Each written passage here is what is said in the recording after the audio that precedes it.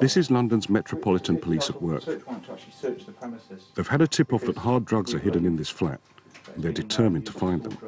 But the man they're targeting is nowhere to be seen. This is his roommate. One person on the premises, so it's now being carried out. Eventually, they find not drugs, but a handbag stolen some 5 months ago. You're going to be arrested on suspicion of theft of that handbag, okay? You don't have to say anything. It's a only defence. It's enough to get the guy arrested, but he wasn't charged due to a lack of evidence. They're on the way now, mate, so not too long.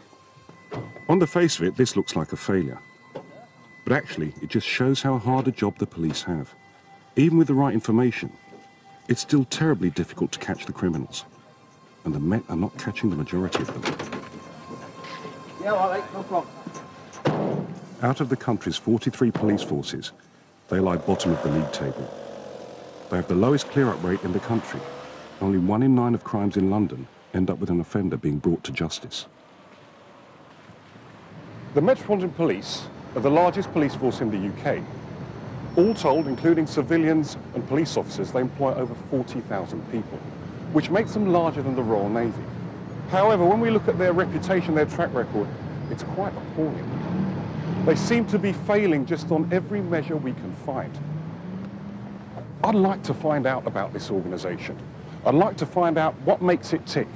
I'd really like to understand, can it improve? Can it win? I'm a business advisor.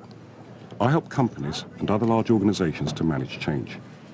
I look at their strengths and weaknesses, and I suggest ways in which things could be improved. And that's how I'm going to approach my inquiry into the Met.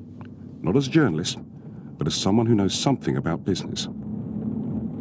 I've taken on many companies in my time, but none are as complex as the Met in terms of the vast range of things it has to do, the large number of people to whom it is accountable, and the difficulties of measuring its performance. From what I've heard from the police's customers and their workforce, my immediate assessment of the Met is not good. All right, yeah. This is an organisation that doesn't have the money to do its job properly. Staff are demoralised, and its customers, the public, believe the situation is getting from bad to worse. When an organisation hits this level of crisis, I look to the leadership. I look for a strong leader, someone who has the vision, the passion, the power, the authority to make and take those big decisions. This can't be done by committee. This can't be done by consensus. It takes brave, bold leadership. The leader of the Met is Sir John Stevens. He got the job of Commissioner 3 years ago when confidence in its performance was at an all-time low. As I saw, Sir John is faced with a group of very conservative officers, and he's got his work cut out changing their attitudes, something that's essential if he's going to improve the police's performance. We had a long discussion about getting in contact with staff directly so there could be no mistake about what the message is and where we're aiming to go and what we're aiming to do. The way he's gone about it is daring, and it's not something which I've seen in an organisation of this size. He's set up a series of meetings to take his message to every single member of his workforce. It's going to take a lot of meetings. If things go wrong, it should be my head on the chopping block because I lead the organisation, and that's part and parcel of the job of leading. Whenever any organisation is going through the most radical of changes, there are two schools of thought. One is get someone from within who understands all the arteries, the nooks and crannies, and has the respect of the people, and we can do this in a relatively genteel and measured manner. The other is put a bomb under the organisation. Yeah. Get someone in from outside who's going to come and grab it by the throat and change it radically. You're a moderniser, and a radical moderniser at that, but you're from within. Isn't that a contradiction in terms? I think it could be argued it is, but I think if you've got a clear vision, and you're right, you know, the Metropolitan Police in the last 2.5 years has been through the biggest changes in its 170 years history. Everyone recognises that. But I think you've got to have you actually on occasion have got to grab the organisation, shake it.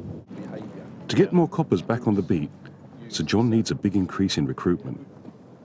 and new recruits are flooding into police stations all over London. I'd just like to, I went back to Southwark to see the impact of this expansion. Growth on an explosive scale is very hard for any organisation to handle.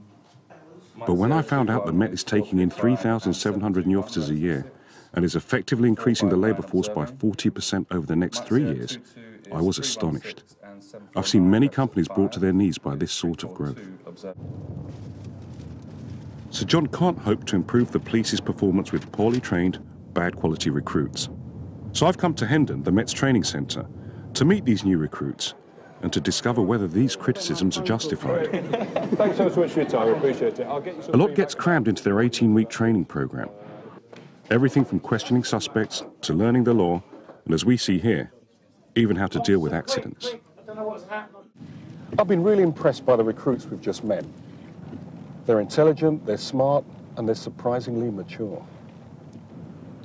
I've started to understand the provocative and controversial nature of the debate about the recruits. I don't believe Sir John's just bringing in numbers. I believe he's trying to change the culture of the organisation. I'll tell you what I mean by culture. I mean the personality of the organisation, the way they get things done, the value system of the organisation. He's trying to bring in a workforce that better reflects the communities that they serve. I'm not talking about race, religion or gender. I'm talking about mental outlook, about values, about behaviours. This is a brave and perhaps necessary gamble. I really hope he can pull it off because it's the only way I can see that he can get the cultural change that the Met requires. Sir John Stevens' strategy for reforming the Met is to bring in a vast number of new recruits, make them a visible presence on the streets of London, and get them working with their communities. His problem is that he's burdened down with targets and there's no proper system of accountability. I put this anxiety about national targets to Sir John. I firmly believe that you've got to have national targets. The rub comes is when they sometimes conflict with local targets and what local people want. Now, it's our job to actually make sure they intermesh in a way that's acceptable and that delivers policing to Londoners. And that makes sense. But aren't we seeing increasingly more national performance targets? The push towards national policing initiatives, which your fellow chief constables, your association of police constables, are starting to say, well, hang on a minute. We've got a very difficult job to do. Yeah, well, we do. Please be sensitive to our needs as we service our local areas. And these guys, they were put in place to make decisions. Yep. And all of a sudden, my feeling is we're starting to remove their decision-making capability. Well then, I'll tell you what, I'm a big boy. It's for me to argue my case. I see the Home Secretary at least once a month, and I can assure you I argue the case of what is needed professional policing in London. Is that now part and parcel of the role? You've got to fight for your space. I think it is, and I've got no problems with that. I think government, the Mayor, the Metropolitan Police Authority, are entitled to say to me, OK, Stevens, you're putting forward this argument. You convince us that when you've got those resources, you're going to use them properly, and further, that they're going to get the successes that that type of investment actually demands. There's a lot to think about here.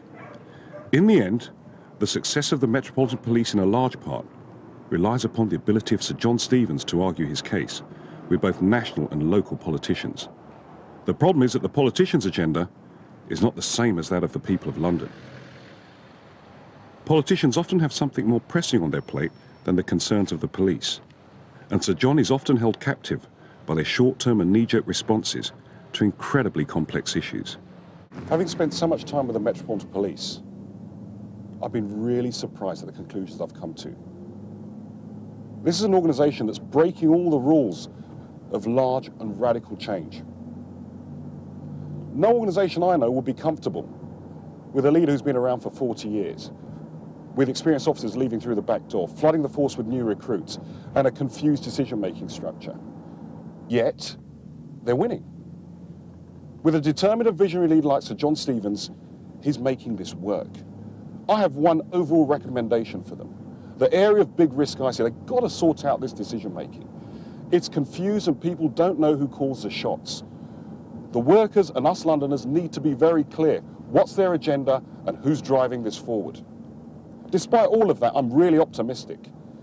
With Sir John at the helm, the Met have the best chance ever of producing a culture that better reflects the people they serve and delivering the policing that we as Londoners deserve.